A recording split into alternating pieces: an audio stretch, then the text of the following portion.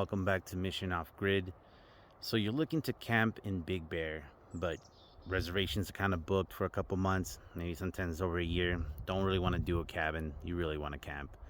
Well, this site is a first come, first serve. There's 19 spots available.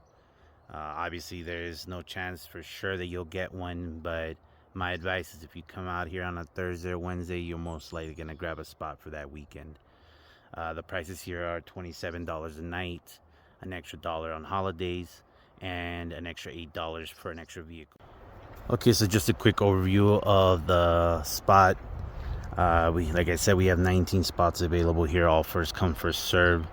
I'm going to give you the best spots you can grab, from the biggest to the ones closest to the restroom and the most private. Let's begin. Okay, so this is spot number one. It is by far one of the biggest. It is right in front of where you turn into the campsite. So it's the least private, but it's also one of the biggest for a party of friends and family. That'd be my Jeep right over there. Our spot camping. We're waiting for a friend to show up later tomorrow. And we have plenty of room to play games and hang out. So one of your first stops is going to be to come by here for your fee processor and regulations of the campsite. Right there we have the fees. Like I said, $27, $1 extra holidays, $8 for an extra vehicle. Checkout is at 12. The first thing you want to do is come in. You see that yellow box. You want to grab an envelope. You're going to put your information, cash only, put in the deposit once you find your spot. So this nice little RV here is the campsite manager. He takes care of the whole area, make sure everything is clean, taken care of, the rules are being abided. He also does sell firewood at $8 a bundle, so if you don't want to bring any, he always has some. Move on. So right here we have the restrooms. This is going to be one of the spots that are close to it. You're going to want to grab spot 15, which is right across on the other side, or 17, which is right next to it. My opinion, 15 is better. It is a little bit more private, and you can just walk across to the bathroom. But if you like extra convenience, you're right next to it at number 17. Alright, so campsite number 9 is at the very end, at the very corner. It is one of the most private. It's pretty big, as you have that whole area to yourself. It goes all the way over there.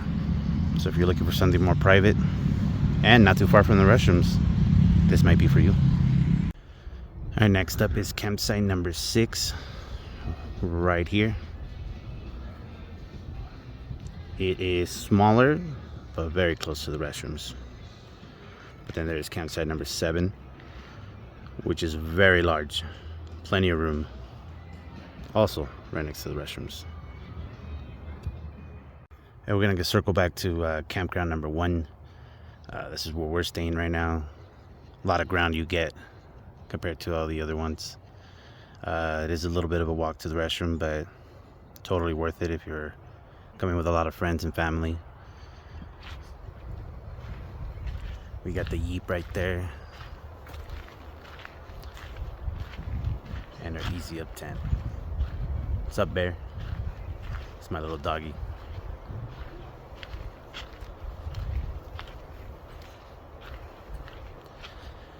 Every spot does come with a bear box. We haven't seen much activity, but good to use, good to have.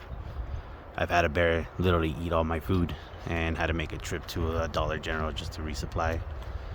They all do have a nice metal picnic bench, so if you don't want to bring one, you can have one. Maybe just put a canopy over it. And they all do have their own fire pits. Like I said, you could buy firewood from the camp host for $8 a bundle.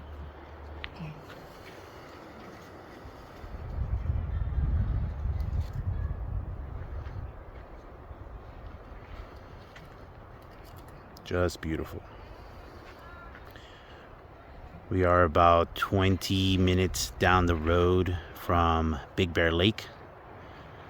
So it's easy enough to put everything in your tent, take anything that's important, and just drive down. Another reason I like this spot is because the camp host is right next door. So if I do leave my tent unattended. Okay guys, so we got one last thing. When you do show up to this campsite, you can speak with the camp host. Get yourself one of these little pamphlets. There is a very nice off-road trail you can do in your car. It's a 20-mile round trip. It visits areas around the valley. It looks like this used to be an old mining town. So you can hit little locations to find old cabins, places where they mined, saloons, stuff like that. If you got like 3 hours to kill and nothing to do, maybe do a early morning trip around the valley is a good thing to do. All right, and one of the biggest tips I can give you out here is that this is the overflow parking area. So the situation that I'm having right now is that I was the first one to come out here. I was able to grab a spot. It was literally the last one.